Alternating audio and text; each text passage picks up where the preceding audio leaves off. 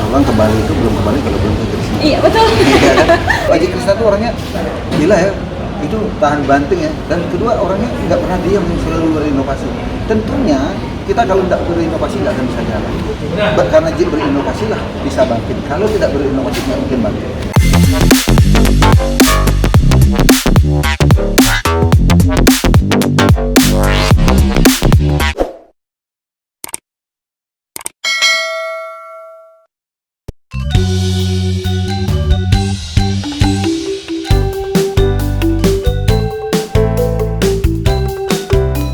Ajik, aku mau tanya soal sejarah berdirinya Krishna, boleh?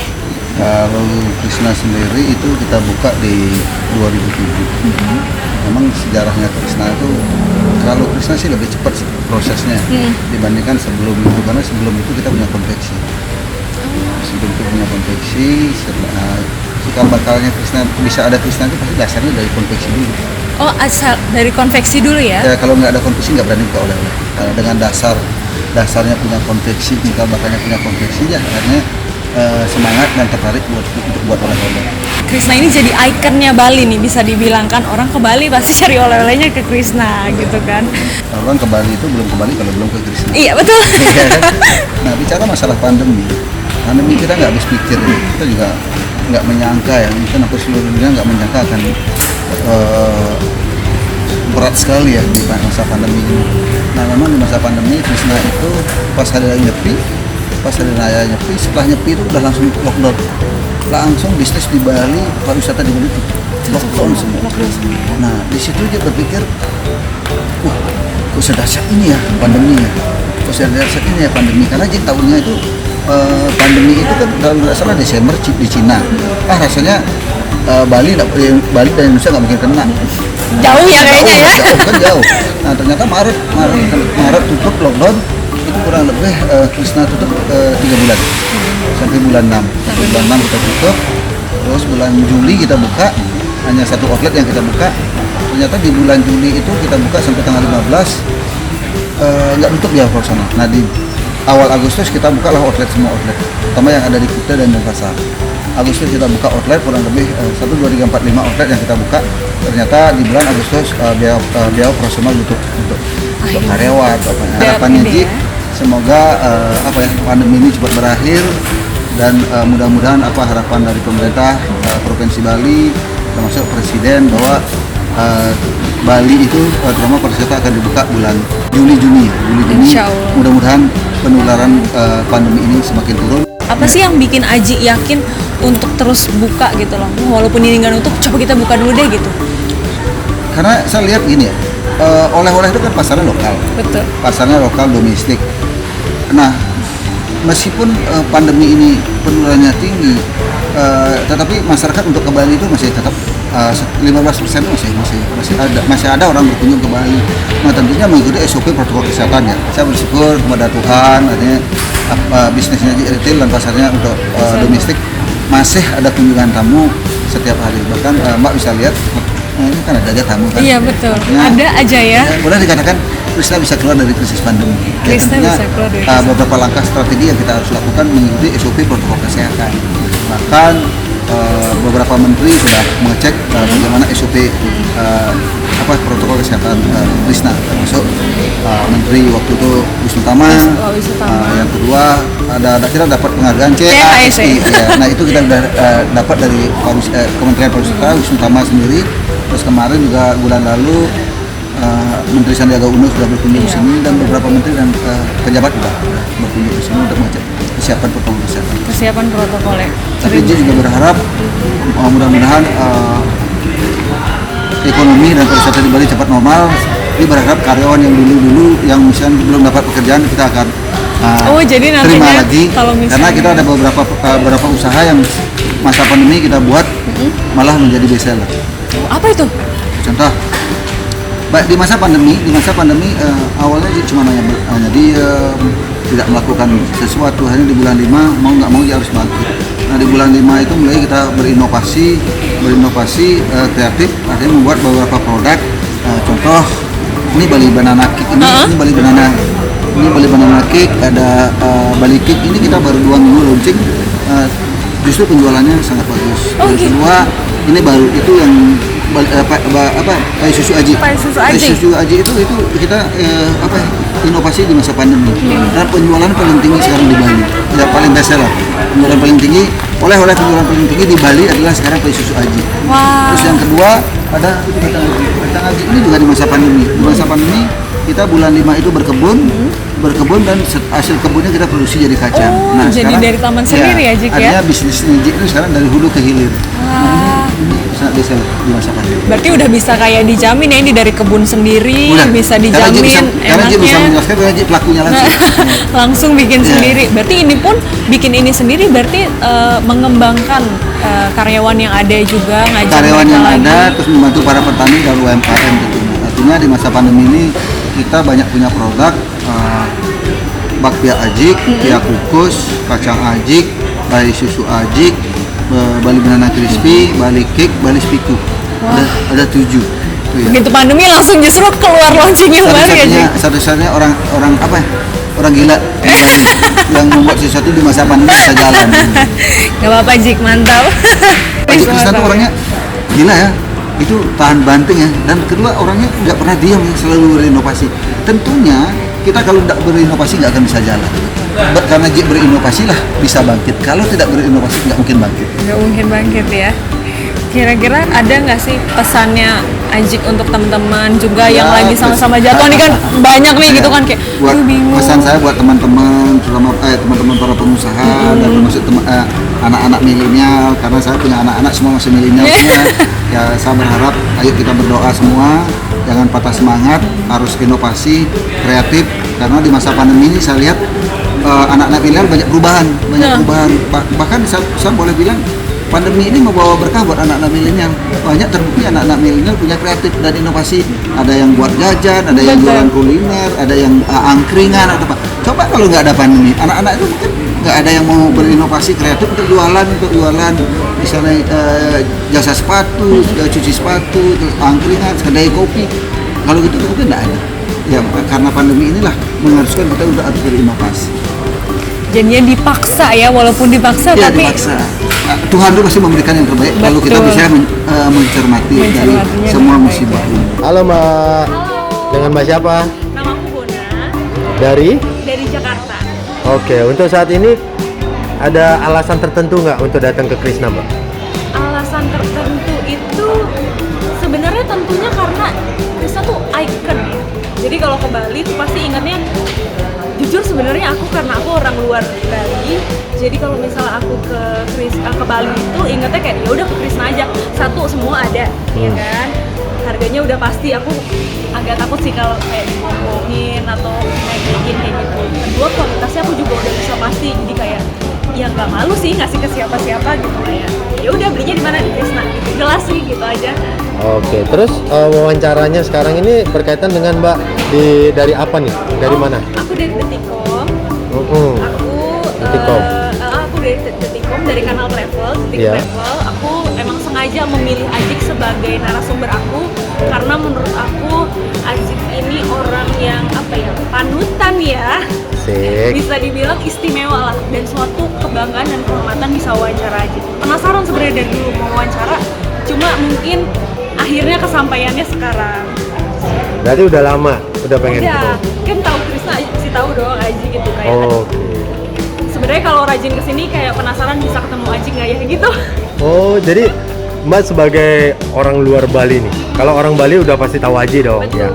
Mbak sebagai orang luar Bali dan kemudian tahu Krisna. Jadi begitu lihat Krisna udah pasti tahu Aji atau bagaimana sih Mbak? Kalau menurut aku ya sebagai orang yang di luar Bali mungkin semuanya belum begitu tahu gitu. Tapi orang pasti tahu Krisna. Pasti nggak bisa. Udah itu hitungan luar kepala ibaratnya. Bali kemana ke Krisna? Oh, titip ya. Pasti. Oh, Udah. oke. Mungkin kalau Ajinya mungkin nggak tahu wajahnya kali ya, karena kan bisa dibilang Aji ini pengusaha, sosok entrepreneur. Jadi mungkin kalau untuk milenial mungkin nggak terlalu awas gitu. Tapi untuk Krisna sendiri sebagai wajahnya Ajik mungkin pasti tahu, nggak mungkin nggak. Gitu sih kalau menurut aku. Ya, jadi sekarang menurut Mbak dengan wawancara yang tadi itu kira-kira pesan yang disampaikan oleh Aji berkaitan dengan anak-anak milenial gimana sih Mbak?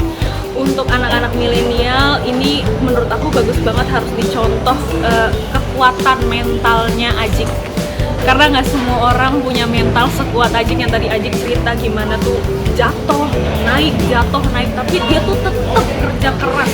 Kerja keras itu emang nggak bisa dibohongin, hasil tidak pernah bisa bohong.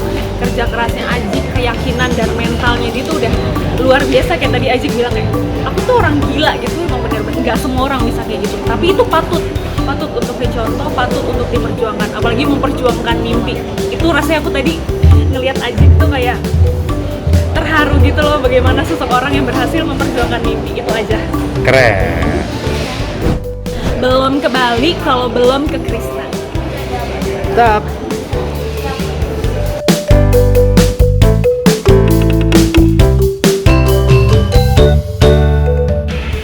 Halo Ji, selamat malam.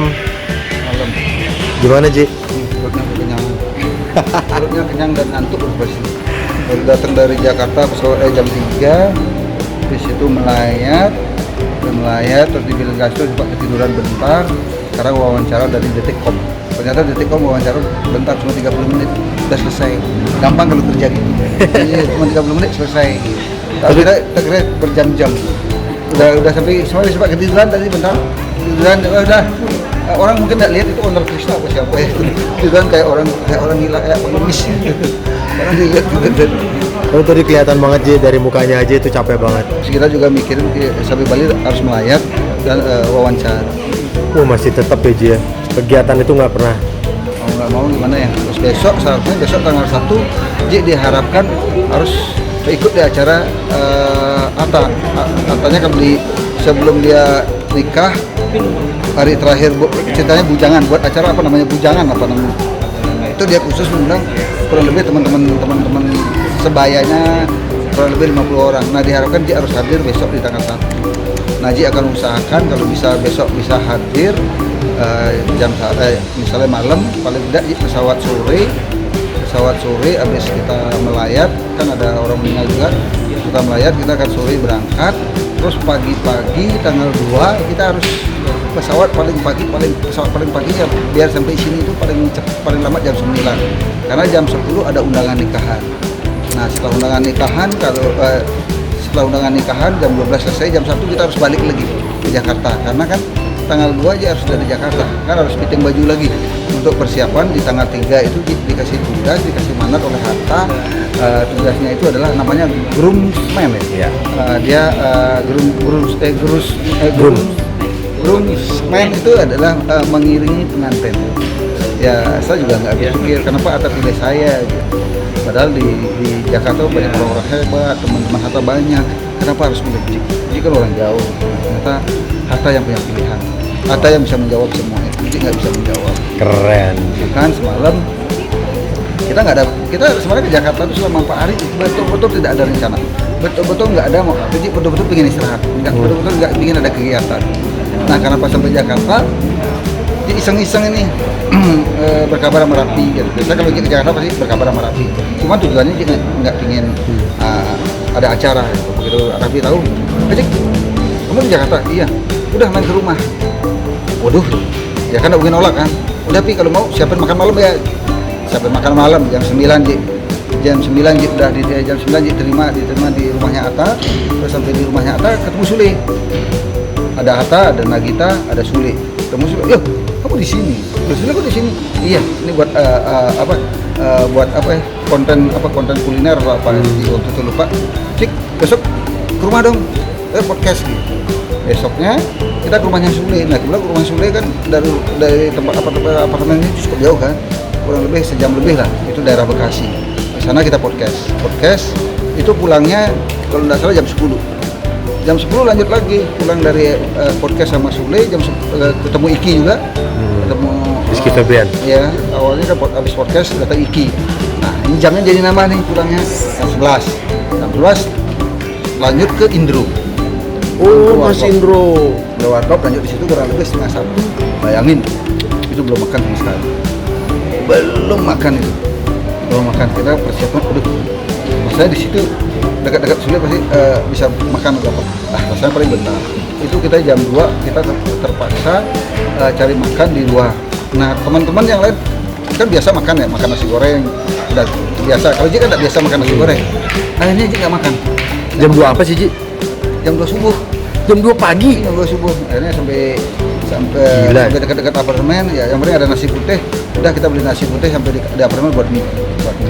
Oke, setelah itu bangun pagi lagi. Mie instan. Bangun pagi, karena paginya itu kita kemana ya? Udahlah olahraga dulu, olahraga. Udah kita ke Bandung. Kita ke Bandung tujuannya cuma nanya jalan-jalan. Sampai di Bandung, kebetulan yang punya Deli Krishna Bakery ini ingin ketemu. Ini ketemu. Nah di situ dadakan. Aji masa mampir ke Bandung nggak mampir ke rumahnya, ke kantornya Pak, ke Pak Gubernur. Ya udah kita mampir ke Bu Gubernur, ke Pak Gubernur. Nah ternyata Pak Gubernur Jawa Barat Ridwan Kamil, nah ternyata dia lagi di Padang, diterima oleh Ibu Gubernur Ridwan Kamil. Nah ternyata di situ kita waktunya juga cukup sampai jam 2. Jam 2 setelah itu tester produk lagi, tester kue Deli Krishna Bakery, kita tester lagi. Kita balik dari Bandung, tujuannya dari Bandung ke Bali besoknya. Cuma nggak ada pesawat pagi. Udah kita ke Bandung, dari Bandung balik lagi ke Jakarta. Sampai di Jakarta kita ditelepon sama Hatta. Ajik ke Jakarta ya? Iya. Udah, ajak makan malam di rumah lah. Rumahnya ternyata. Jam 8 kita antigen, jam 9 ke rumah Hatta. Pulang jam 12. Belum makan, tapi di jam makan di sini. Dia pernah jam 2, ngobrol jam 3. Pesawat pagi, jam 11.20, sukses. Gitu. Itulah perjalanan Ajik selama 3 hari. Wow, berarti tetap nggak bisa diam aja ya? Ini udah ngantuk sih. Iya, ya udah Ji, istirahat ya Ji ya. Ada mau dikasih pesan nggak buat teman-teman Sobat Krishna semua Sobat Aji? Ya, buat Sobat Aji, buat teman-teman anak milenial, jangan pernah menyerah. Aji aja dari pagi, siang, malam tetap berjuang mempromosikan bagaimana Krishna biar tetap bisa bertahan. Nah, teman-teman anak milenial bisa lihat di kontennya Krishna Oleh-oleh, itu pasti semua kegiatan yang dilakukan tuh sifatnya itu adalah satu sosial, udah pasti motivasi buat anak-anak milenial.